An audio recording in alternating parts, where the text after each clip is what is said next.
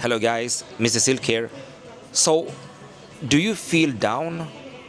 Do you feel many times that you are a man that is just not good enough to date attractive women or being around women?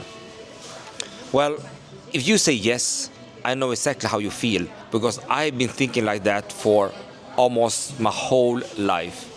As you can see, I'm Asian, but I was born in Sweden, and therefore I had a lot of limiting beliefs about myself, and specifically when it comes to attract and date beautiful Swedish women.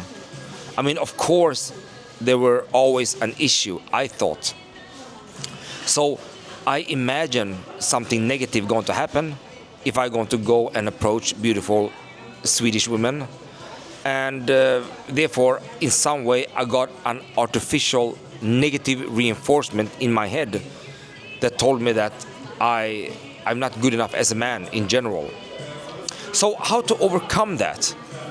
How to overcome that? Well, I cannot imagine myself in the opposite direction, that I was attractive towards Swedish women or women in general. I couldn't think like that and then believe that. No, I couldn't. And in some way, my brain don't allow me to believe that either.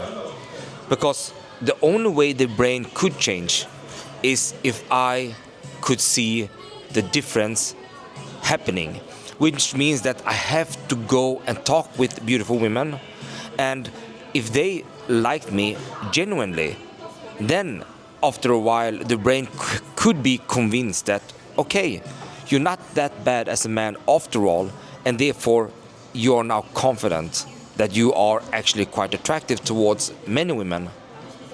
But in some way the brain have to see that first. And it doesn't matter what you think before, it doesn't matter if you stay in front of the mirror and pretending that you are super popular amongst women.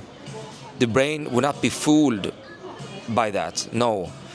You just have to do it in real action and see the results for yourself. And if you can actually communicate in a way that women like, you can communicate attractively, that makes you more attractive, then your brain would take that as an evidence, and then, bam, it makes a reality out of it, and the reality would be that you are much more confident. Because if you know that you can make people feel good talking with you, you will be confident talking to the next person, and the next person, and the next person.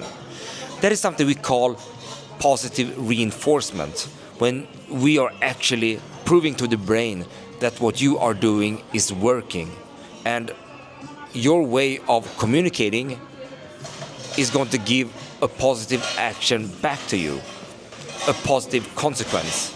So I hear so many guys thinking about therapy, thinking about going to a specialist who going to dig deep into your past in order to make you feel better, to make you go from depression into like a normal state.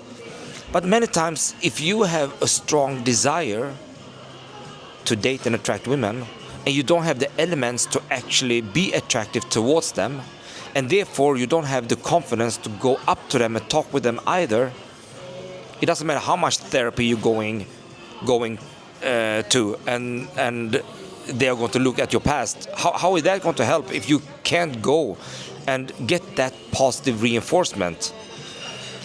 So I'm not a psychologist. I've been studying neuroscience, I've been studying human behavior. I'm a behavioralist, we call it human behavioralist. But I'm not a psychologist, and I'm sure that there are some guys out there that really have legitimate reasons to go to a psychologist, to go to that therapy. I'm not saying that. However, what I'm saying is that there is a lot of other guys that think they need therapy, but the only thing they need to do is this positive reinforcement, meaning that they just need to go out and learn how to talk with women and become attractive. Because without that part, they will never be confident, never. And they will always be stuck in the wishing zone, and they will always have limiting beliefs. So real confidence comes from real experiences where you know that you are capable of doing something. I remember one time, Mystery, the legend, once said, now to start with, I don't have anything to do with mystery method or so on, but he said something that actually caught my attention, and that was competence is confidence. If you're competent in something, you will be confident doing that particular thing. However, I'm not talking about a particular thing here.